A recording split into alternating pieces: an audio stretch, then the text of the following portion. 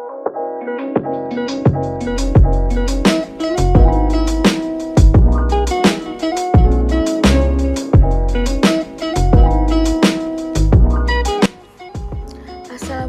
warahmatullahi wabarakatuh. Shalom, Om Swastiastu, Namo Buddhaya, salam kebajikan. Pada video kali ini, kami akan memaparkan penjelasan yang berjudul Teori Ilmu Negara menurut Aristoteles. Sebelumnya, izinkan saya memperkenalkan anggota-anggota kelompok saya. Pertama, saya sendiri yaitu Angelina Thessalonika, bersama rekan-rekan saya Alia Putri Nabila, Brigita Glory Putri Prameswari, Dion Putra, Fajar Satria, Rio Hermawan, dan Zidan Al-Rifki. Alasan kami mengambil subtema ini adalah karena kami tertarik dan ingin menjelaskan lebih lanjut mengenai teori negara menurut Aristoteles. Sasaran video ini ditujukan bagi dosen mata kuliah Ilmu Negara kelas C, yaitu Bapak Tommy Michael, dan kalangan mahasiswa di Fakultas Hukum, khususnya di Untak Surabaya. Baiklah, saatnya kita memasuki dalam sesi penguraian materi. Dalam ilmu negara, ada beberapa teori tentang negara. Pada artikel ini akan dijelaskan lebih lanjut mengenai teori negara menurut Aristoteles. Definisi negara menurut Aristoteles adalah negara terjadi karena penggabungan keluarga-keluarga menjadi suatu kelompok yang lebih besar. Kelompok itu bergabung lagi hingga menjadi desa, dan desa bergabung lagi. Demikian dan seterusnya hingga timbulnya suatu negara. Negara tersebut memiliki sifat yaitu suatu kota atau polis. Aristoteles beranggapan bahwa negara itu dimaksudkan untuk kepentingan warga negaranya. Aristoteles juga beranggapan bahwa negara merupakan suatu kesatuan yang tujuannya untuk mencapai kebaikan tertinggi, yaitu kesempurnaan diri manusia sebagai anggota dari suatu negara. Pendahuluan negara dalam bahasa Latin dapat diketahui dengan status atau statum yang memiliki arti keadaan tetap. Lalu dalam bahasa Inggris dapat diketahui dengan state dalam bahasa Jerman, dan Belanda dapat diketahui dengan Staat, yang apabila diterjemahkan ke dalam bahasa Indonesia mempunyai arti yang sama, yaitu negara. Aristoteles merupakan murid terbesar dari Plato yang hidup antara tahun 384 sampai 322 sebelum Masehi. Aristoteles merupakan putra dari seorang tabib pribadi di istana raja Macedonia yang bernama Nikomaus. Pada usia 17 tahun, Aristoteles pergi ke Athena dan menjadi murid Plato.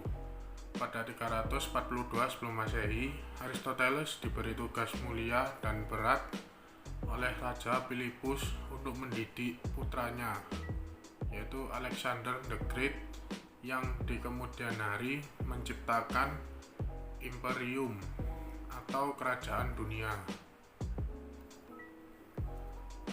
Aristoteles adalah seorang yang memiliki cara berpikir realisme. Beliau memang melanjutkan cara berpikir Plato, yaitu dari idealisme menjadi realisme.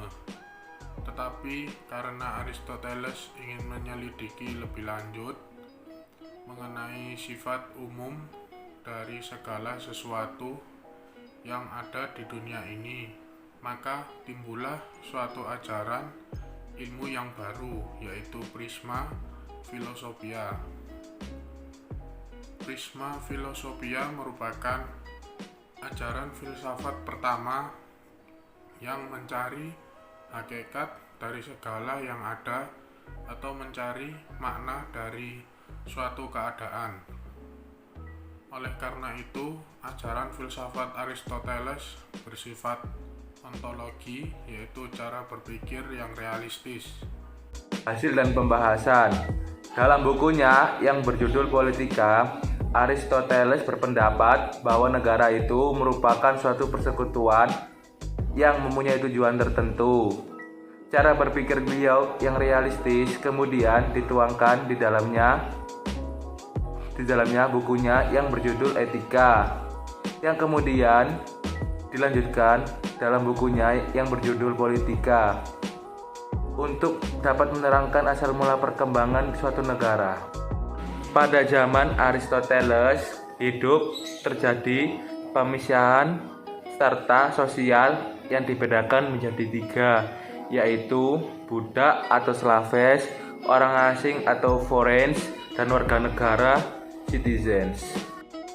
Menurut Aristoteles, manusia adalah zoon politikon, yang berarti manusia adalah makhluk sosial. Menurut kodratnya hidup di dalam suatu negara atau polis. Mengapa demikian? Karena manusia tidak dapat dipisahkan dari kehidupan suatu negara. Manusia hidup di dalam negara dan menjadi warga negara dalam beraktivitas tertentu diatur dengan hukum, sistem kehidupan, dan mendapatkan perlindungan dari negara. Negara inilah yang akan menjadi wujud dari perwujudan hidup yang baik.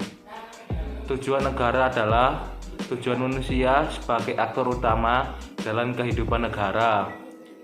Manusialah yang menentukan baik tidaknya kehidupan dan perkembangan negara.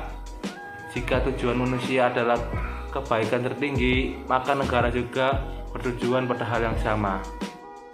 Mengenai bentuk-bentuk negara, Aristoteles mengkategorikannya dalam 3 bentuk, lalu pada masing-masing bentuk dibedakan lagi menjadi 2, yaitu 1. Negara yang pemerintahannya hanya terpusat pada satu orang saja, jadi kekuasaannya juga terpusat pada satu tangan. A. Negara yang pemerintahannya ditujukan untuk kepentingan umum, bersifat baik, disebut monarki. B. Negara yang pemerintahannya ditujukan untuk kepentingan pribadi, bersifat jelek, disebut tirani. 2. Negara yang pemerintahannya dipegang oleh beberapa orang, dan kekuasaan negara dipusatkan pada suatu badan atau orang yang di dalamnya terdiri atas beberapa orang. A. Negara yang pemerintahannya dipegang oleh rakyat dan sifat pemerintahannya baik, untuk kepentingan bersama disebut aritokrasi. B. Negara yang pemerintahannya dipegang oleh beberapa orang atau satu golongan kecil, dan sifat pemerintahannya jelek karena digunakan untuk kepentingan golongan tersebut, disebut oligarki. 3. Negara-negara di mana pemerintahannya itu dipegang oleh rakyat. Ini yang dimaksud bahwa yang memegang pemerintahan itu pada prinsipnya adalah rakyat itu sendiri. A. Negara di mana pemerintahannya itu dipegang oleh rakyat dan sifat pemerintahannya adalah baik karena memperhatikan kepentingan umum atau kepentingan rakyat. Negara ini disebut republik atau republik konstitusional. B.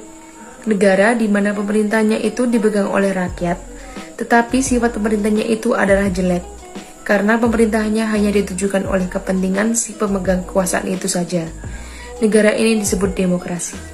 Menurut Aristoteles, kekuasaan negara itu harus berada pada tangan rakyat atau golongan warga negara, atau citizens, yang berkumpul menjadi satu kesatuan dan semuanya memiliki kecerdasan yang cukup, di mana kekurangan dan kelebihan itu imbang. Inilah yang dinamakan keadilan, yaitu terlaksananya kepentingan umum. Aristoteles juga mengemukakan bahwa demokrasi merupakan suatu kebebasan, di mana artinya negara yang demokratis merupakan negara yang berasal dari kumpulan masyarakat yang memiliki kebebasan, di mana hakikatnya pemerintah mengabdi pada kepentingan rakyat demi kepentingan bersama. Namun, pada prakteknya di Indonesia sekarang ini demokrasi belum sepenuhnya diterapkan. Masyarakat masih hidup dalam kungkungan 2 hal, yakni kungkungan agama yang penuh dengan perintah dan larangan sebagai kewajibannya, serta kungkungan hasrat untuk mengumpulkan harta benda dan uang. Dengan kata lain, kebebasan adalah prasyarat demokrasi. Selama orang masyarakat mengingat dirinya sendiri dengan hal-hal mitologis, maka selama itu pula mentalitas demokratis tidak akan tercipta, walaupun sistemnya sudah dibangun. Jadi konsep demokrasi kebebasan menurut Aristoteles pada hakikat berpijak pada konsep manusia sebagai makhluk rasional, di mana manusia mampu untuk mengendalikan dirinya agar tidak mudah terjerumus dengan lingkungan sekitarnya dan membuat mampu melakukan penilaian secara rasional. Dengan penilaian rasional ini, manusia mampu memutuskan tindakan apa yang akan ia lakukan, sama halnya dengan menentukan arah mana yang akan ia ambil. Plus mengemukakan bahwasanya demokrasi merupakan suatu kebebasan, di mana artinya negara yang demokratis merupakan negara yang berasal dari kumpulan masyarakat yang memiliki kebebasan, di mana hakikatnya pemerintah mengabdi pada kepentingan rakyat demi kepentingan bersama. Namun pada prakteknya di Indonesia sekarang ini demokrasi belum sepenuhnya diterapkan. Masyarakat masih hidup dalam kungkungan dua hal, yakni kungkungan agama yang penuh dengan perintah dan larangan sebagai kewajibannya sebagai seorang umat beragama, serta kungkungan hasrat untuk mengumpulkan harta benda dan uang. Dengan kata lain, kebebasan adalah prasyarat demokrasi. Selama orang masih mengikat dirinya sendiri dengan hal-hal yang berbau mitologis, maka selama itu pula mentalitas demokratis tidak akan tercipta, walaupun sistemnya sudah dibangun. Jadi, konsep demokrasi kebebasan menurut Aristoteles pada hakikatnya berpijak pada konsep manusia sebagai makhluk rasional, di mana manusia mampu untuk mengendalikan dirinya agar tidak mudah terjerumus dengan lingkungan sekitarnya, dan membuat manusia mampu melakukan penilaian secara rasional. Dengan penilaian rasional ini, manusia mampu memutuskan tindakan apa yang akan ia lakukan, sama halnya dengan menentukan arah mana yang akan ia ambil. Namun, dalam lingkup negara Indonesia, kebebasan semacam ini masih cukup langka.